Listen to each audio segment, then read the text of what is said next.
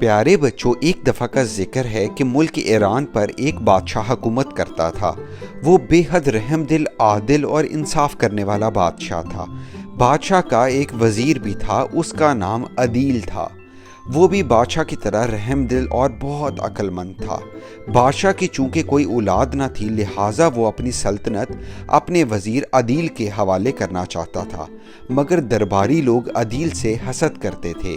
انہوں نے رایا کو بھی عدیل سے بدظن کر دیا اور عدیل کے خلاف کرنے کی کوشش کی۔ بادشاہ یہ حالات دیکھ کر بے حد پریشان تھا۔ وزیر سے بادشاہ کی یہ حالت دیکھی نہ گئی، لہٰذا اس نے ایک دن بادشاہ سے کہا، بادشاہ سلامت، آپ ملک بھر کے نوجوانوں کو اکٹھا کریں، جو قابل اور ذہین ہو بادشاہت اسی کو ہی دی جانی چاہیے۔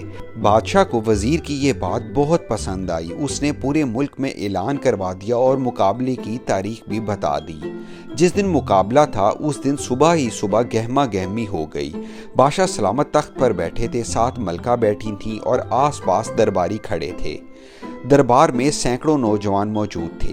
ایک بوڑھا سا آدمی بھی تھا جسے نوجوانوں کا امتحان لینا تھا۔ آخر بوڑھا بولا، میرا پہلا سوال یہ ہے کہ جب ہم دروازے کو کھولتے یا بند کرتے ہیں تو اس میں سے آواز کیوں آتی ہے؟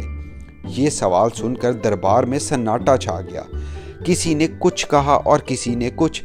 پھر اچانک دربار میں ایک شخص آیا۔ اس کی آنکھوں میں ذہانت تھی۔ اس نے بلند آواز میں بولا، دراصل دروازے میں سے آواز اس وجہ سے آتی ہے کہ دروازہ پوچھ رہا ہوتا ہے کہ کون ہے۔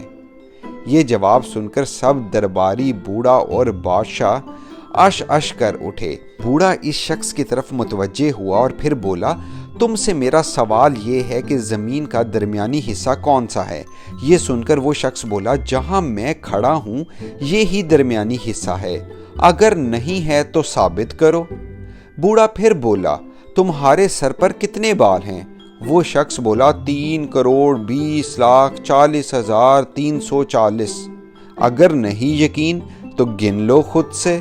یہ سن کر بادشاہ اور بوڑھا لاجواب ہو گئے اور بوڑھا بادشاہ سے بولا، بادشاہ سلامت، یہ شخص ہی بادشاہت کے لائق ہے۔ اس جیسا ذہین شخص آپ کو ایران میں نہیں ملے گا۔ بادشاہ بے حد خوش ہوا۔ وہ اس شخص کو مخاطب کر کے بولا، نوجوان، تمہارا نام کیا ہے؟ وہ شخص بولا، بادشاہ سلامت، میرا نام عدیل ہے۔ یہ کہہ کر اس شخص نے اپنی نکلی مونچھیں اور ماسک ہٹا لیا۔ یہ دیکھ کر تمام درباری پریشان ہو گئے اور ان کو سانپ سونگھ گیا۔